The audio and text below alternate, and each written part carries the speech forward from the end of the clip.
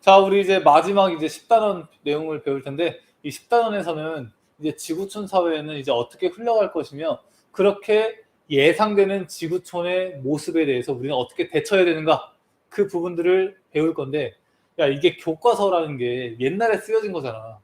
옛날에 이 미래에는 이렇게 변할 거야 라고 써놓은 내용이 지금 현재 우리의 삶이야.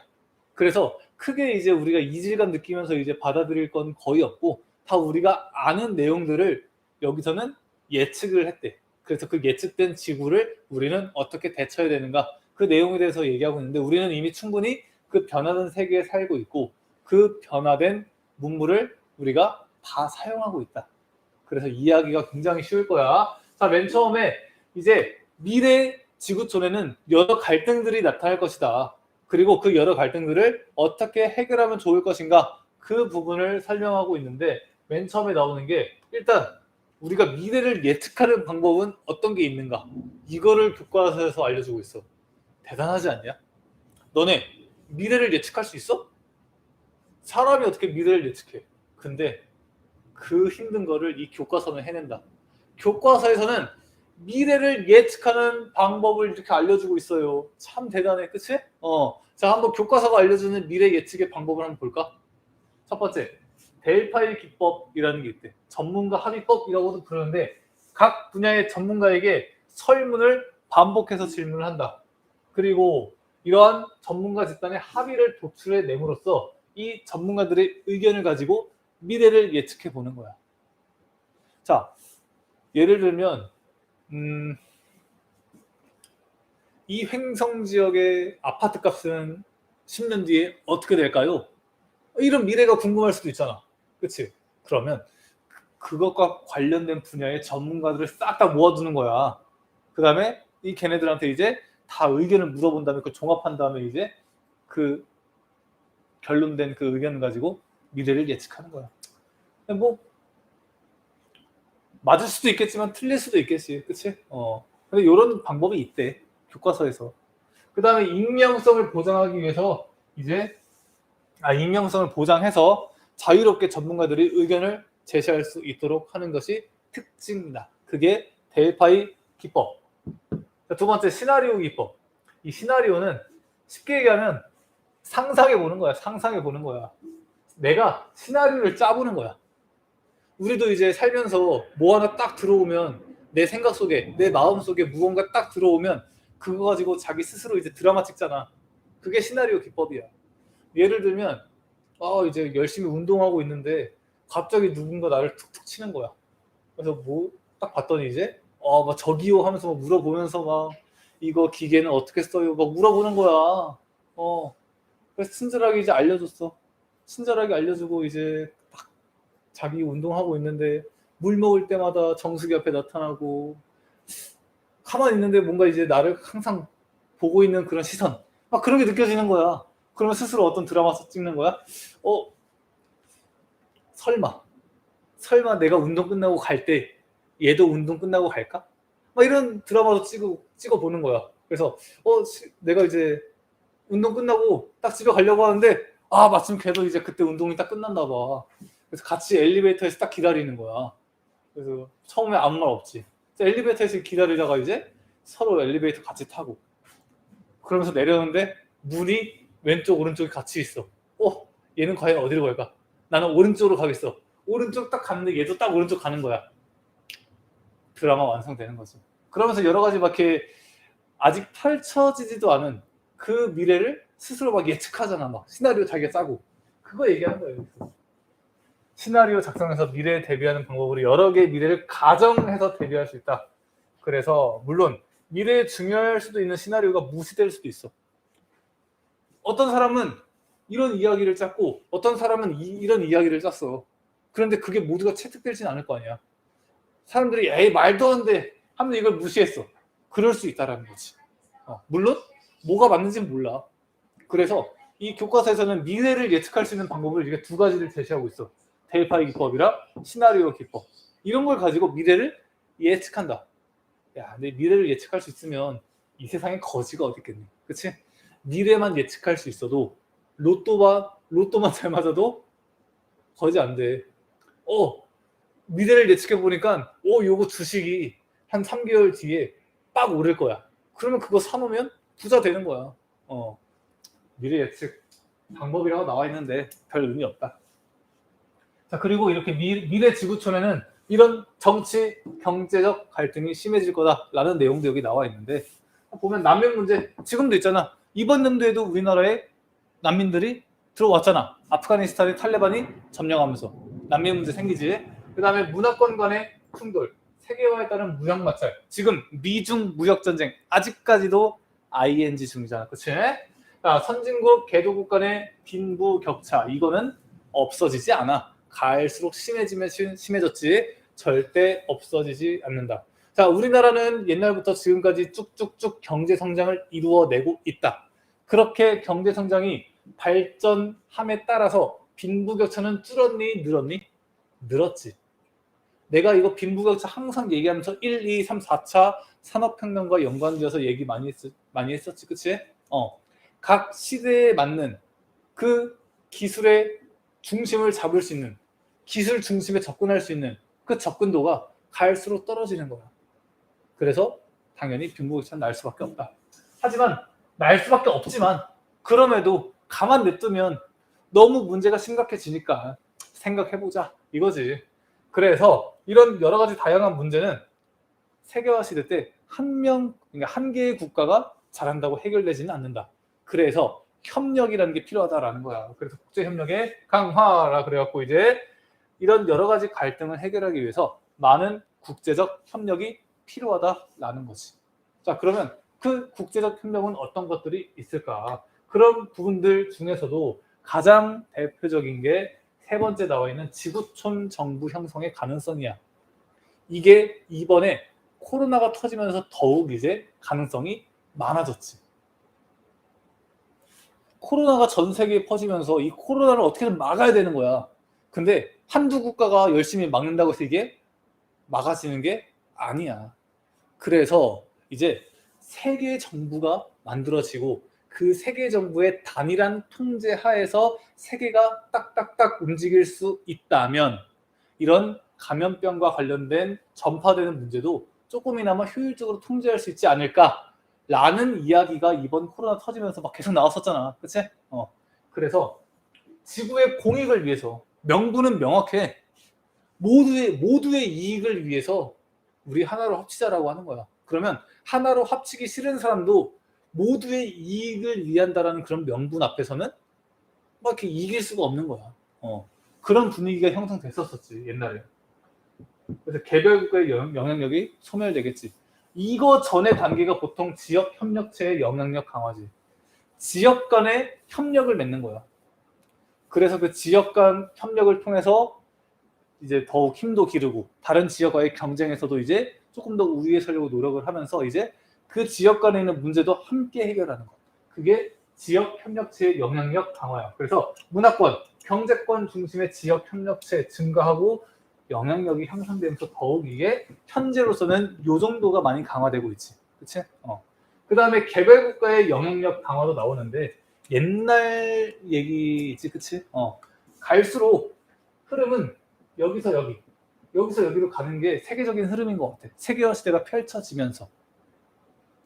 자, 그래서 뭐 개별 국가의 영향력이 옛날엔 강했지.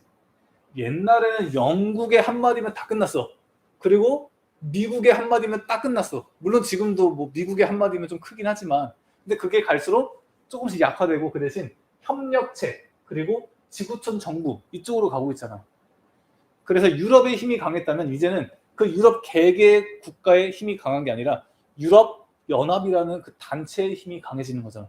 그것도 어떻게 보면 지역 협력체라고 할 수 있지. 그치? 그리고 뭐 아시아 지역도 그 아시아 협력체가 있고 뭐 아메리카 협력체, 남아메리카 협력체, 유럽의 협력체 이런 여러 가지 이제 국제기구 단체들이 있다고. 그런 게 강해지다가 나중에는 그것도 하나로 합쳐질 수도 있지 않을까라고 교과서에서 미래 예측을 해보는 거야. 근데 현재 실제로 이런 게 발생하고 있고 이것도 발생 못한다는 법은 없지. 그치? 이런 코로나 같은 게 반복해서 터진다면 많은 세계의 국가들은 야, 이 개개의 국가로 이제 움직이니까 문제도 생기고 문제 해결도 하기 힘들다. 그래서 우리 세계 정부를 만들어 보자. 이런 흐름이 나타날 수도 있는 거야. 명분은 딱 하나. 공이. 모두의 이익을 위한다라는 그 명분. 엄청나지. 그래서 모든 주체가 상호 이해, 협력 이런 걸 바탕으로 지구촌 문제를 해결해야 한다. 당연한 얘기를 하고 있어요. 그치? 누구나 아는 내용.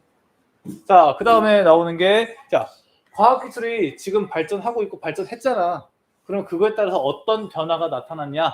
라는 내용인데, 다 알아. 공간 변화. 옛날에 공간이라고 하면 그냥 1차원적인, 그냥 눈에 보이는 것을 공간이라고 생각을 했지. 근데 이제는 눈에 보이는 것 말고도 눈에 보이지 않는 것도 하나의 공간이 되어버렸어. 예를 들면 사이버 공간. 사이버라는 그런 공간은 눈에 보이지 않아. 눈에 보이지 않지만 분명히 존재하는 공간이고, 그런 사이버 공간 안에서도 여러 가지 이야기가 나오고, 그리고 뭐 사이버 폭력과 같은 사건들도 발생하고, 그리고 뭐 사이버를 통해서 요즘 못하는 게 뭐 있니? 그런 이제 눈에 보이지 않지만 분명히 존재하는 그런 공간들도 분명히 있다라는 거예요. 그리고 우주. 우리 이번에 우리나라의 그 기술로 이제 로켓 그거 쏘아 올리려고 했다가 이제 아쉽게 실패한 거 있었잖아. 그치? 그게 다 뭐야? 옛날에는 지구 안에서 사람들이 살았다면 지구 바깥에는 뭐가 있을까? 저 지구 바깥의 우주를 우리가 개발해서 우리가 사용할 수 있을 것 같은 거야. 그래서 계속해서 연구를 하지. 이런 우주항공 산업도 발달하고 있어. 이제 우주라는 것도 우리가 사용할 수 있는 하나의 공간으로서 우리가 인식을 하게 되는 거야. 옛날에는 그냥 다가갈 수 없는, 볼 수밖에 없는 그런 공간의 개념이었다면 조금씩 기술이 발전하면서 바뀌고 있는 거지. 그치? 실제로 뭐 100년 전만 해도 우리가 인공위성은 꿈도 못 꿨지. 1957년에 러시아가 최초로 인공위성 딱 띄우면서 그 인공위성의 힘으로 지금 우리가 굉장히 편리하게 살고 있잖아. 그치? 그냥 간단히 얘기해서 내비만 없어도 얼마나 불편할까, 삶이. 그치? 자, 그 다음에 이제 삶의 변화, 사물 인터넷, 인공지능의 발달로 편리한 생활을 우리가 할 수 있지. 특히 사물 인터넷, 이런 게 뭐야? 요즘은 냉장고도 다 이제 인공지능화 돼갖고, 뭐 냉장고에게 말을 걸면 냉장고가 그 말을 알아듣고 막 뭘 준비해주고 막 이런 거 있잖아. 그 TV 같은 경우에도 음성 인식이 되면서 뭐 틀어줘? 그러면 뭐 틀어주고, 전화하기에 누구한테 전화해줘? 그럼 전화도 해주고 그러잖아. 굉장히 편리해. 물론 난 쓰지 않는데. 자, 그런데 이런 그리고 인공지능 같은 게 발달하면서 이제 굉장히, 예를 들면 경찰 입장에서도 범인을 잡을 때 이런 인공지능 같은 걸 이용하면 굉장히 그 수사하는 데 도움이 되고 편리하대. 근데 이거의 또 단점은 뭐야? 이런 고도로 발달된 인공지능, 그리고 사물 인터넷, 이런 게 개인정보를 침해할 수도 있고 사생활 침해도 가능하다라는 거. 그래서 이제 이런 이제 좋은 점도 있지만 안 좋은 점도 있다.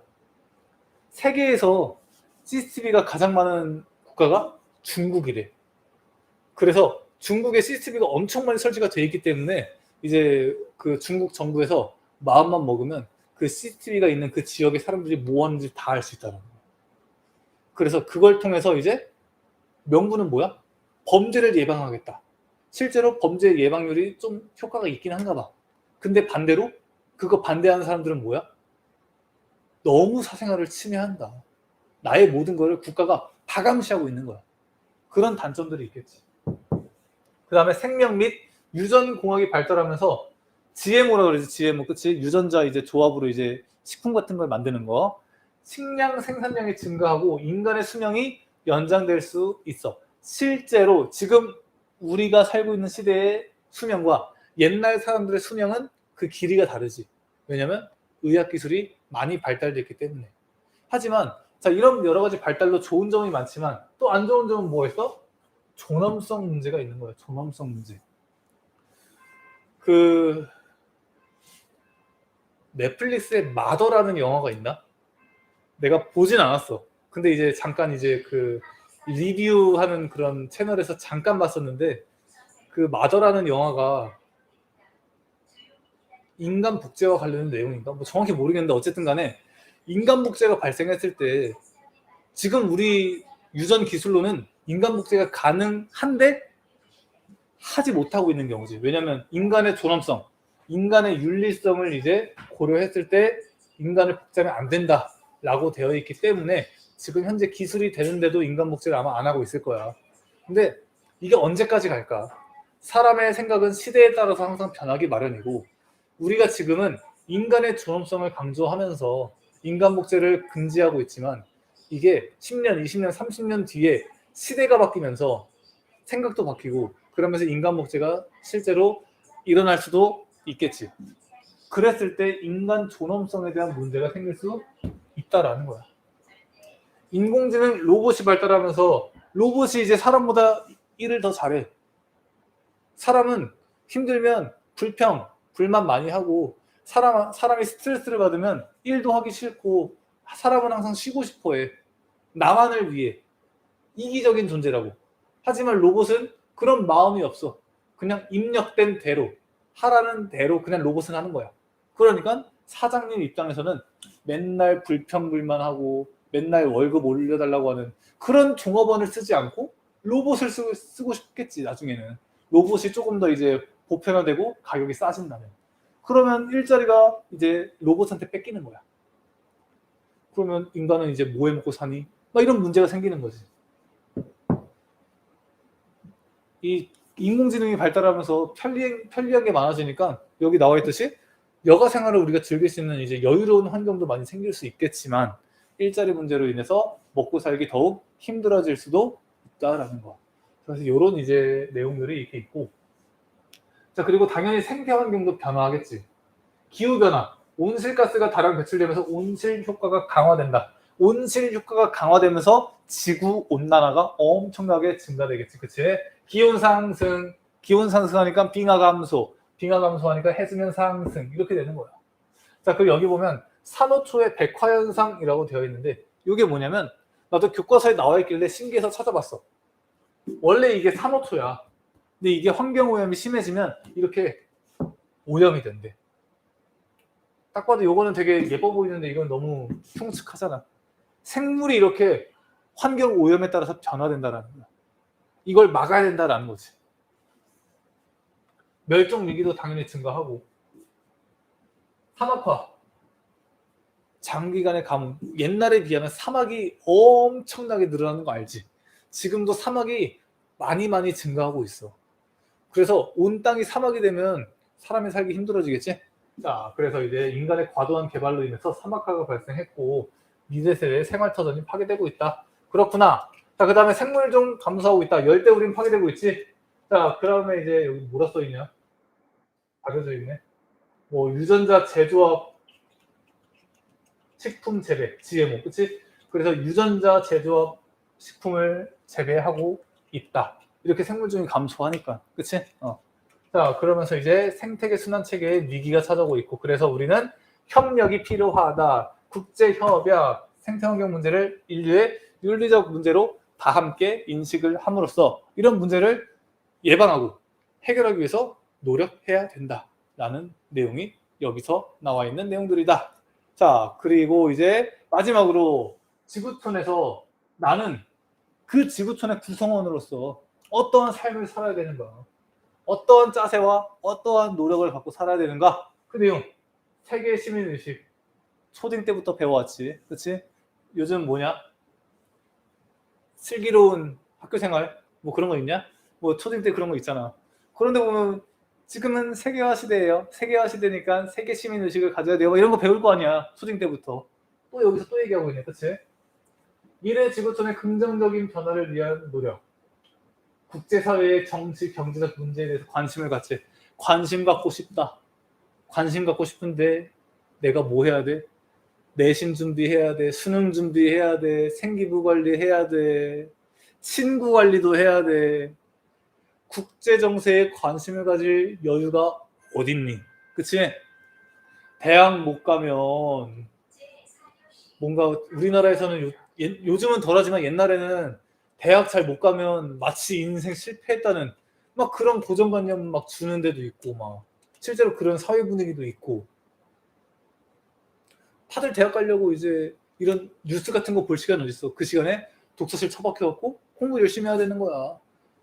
나중에는 쓰잘데기도 없는 그런 교과의 지식들을 그냥 무작정 암기하고 있는 거야. 내가 가장 고등 때 이해 안 갔던 공부가 뭐냐면 영어야, 영어.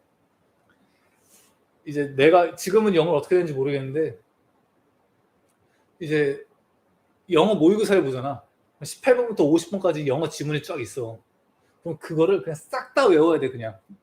싹 다 외워야 돼. 왜냐면 거기서 철자 몇 개, 심지어는 쉼표 있고 없고를 가지고 이제 막 문제 틀리고 맞고를 내거든.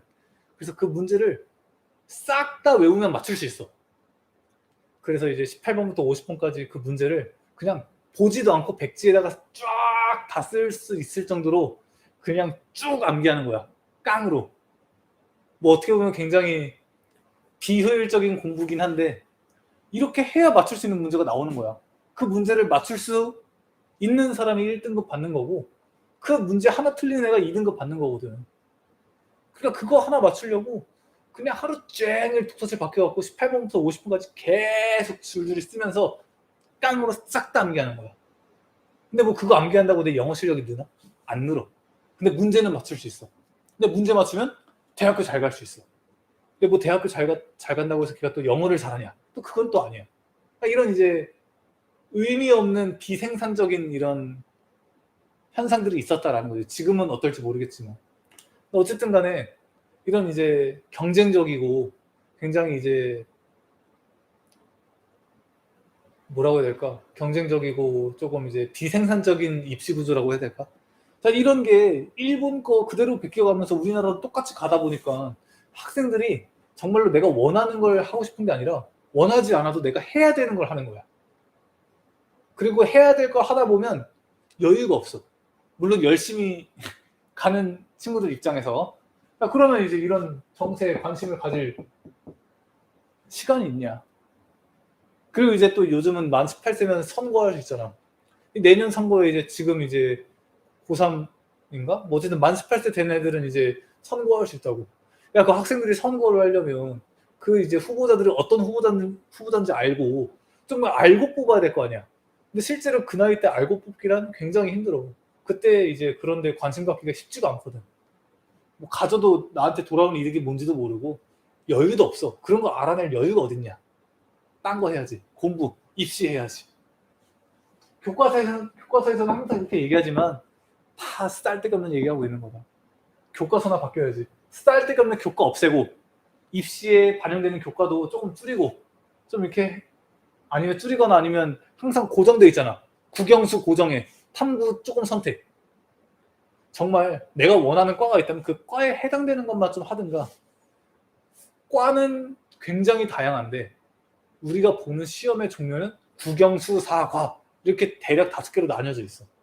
과는 굉장히 다양한데 이것도 참 웃기지.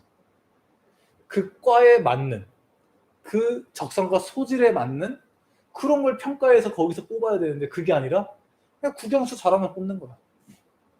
이러니 이제 인재가 나타나나.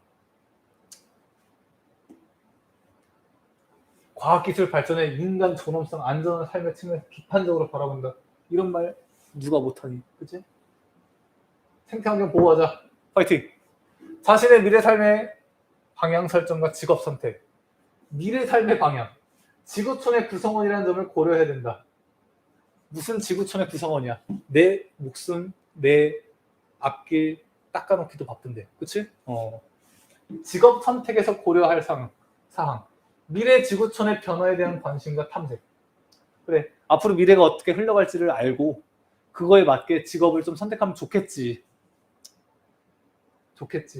나의 가치관, 행동 원칙, 지식 및 경험. 맨날 학교 오면 시험 스트레스 받는데 내 꿈이 뭔지 언제 찾고 있니? 중학교 1학년 때 너네도 자유학년제 했잖아. 중1 때 시험 쫙 안 보면서 내 꿈을 찾는다? 야, 그럼 그때 찾은 꿈이 내 평생 꿈이 돼야 되나?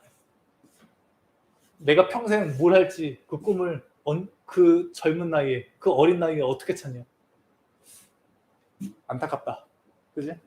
사실 고등학교 때도 17살, 18살 돼갖고 그 나이 때 정말 너의 꿈은 뭐니? 그걸 어떻게 확정 지어? 아직 살아본 날이 얼마 되지도 않는데, 그치? 앞으로 살 날이 더 많은데 내가 뭐 할지를 그 나이 때 어떻게 결정해? 근데 대학에서는 그걸 빨리 결정하고 그 결정대로 수많은 지속적으로 노력한 친구를 잘 뽑는다고. 참 이제 어불성설이지, 그치? 참 안타까운 교육의 현실이다. 뭐 어쩌겠냐? 우리는 을의 입장인 거. 그래서 이런 이제 내용들을 우리가 잘 알아두면 좋을 것 같다. 자, 그래서 여기까지 우리가 배워봤고, 자, 여기까지가 일단 2학기 기말고사 시험 범위 내용으로는 끝이야. 내용으로는 끝이고, 그 다음에 이제 우리가 다음 주에 학교에 와서 만나서는 뭘 할 거냐면, 이제 반마다 조금 진도가 다르겠지만, 만약에 이제 앞에 진도 안 나간 부분이 조금 있으면, 그 반은 앞에 진도 조금 더 나간 다음에, 그것까지 다 나간 반은 이제 관련된 단원의 문제들을 나와 함께 풀면서 다시 한번 복습을 할 거야. 대표적으로 내가 나눠준 교재에 이제 단원마다 이제 문제들이 있잖아. 그런 문제들도 나랑 같이 풀어보고, 또 시간이 남으면 또 이제 다른 문제를 내가 또 너네한테 또 소개시켜주고, 그 문제들을 통해서 통합사에서 배운 내용들은 이런 식으로 문제가 나오는구나. 요거를 우리가 함께 배워보면 좋을 것 같아. 문제풀이를 통한 학습이 얼마나 효과적인지 알아뒀으면 좋을 것 같아. 자, 어쨌든 간에 오늘 수업은 이제 여기까지 하고, 다음 주에 학교에서 만나면 진도 덜 나간 이제 반은 진도 나가고, 다 나간 사람은 같이 문제 풀면서 다시 한번 공부할 수 있도록 하자. 자, 오늘 듣느라 고생했고, 자, 수고했어. 잘 가.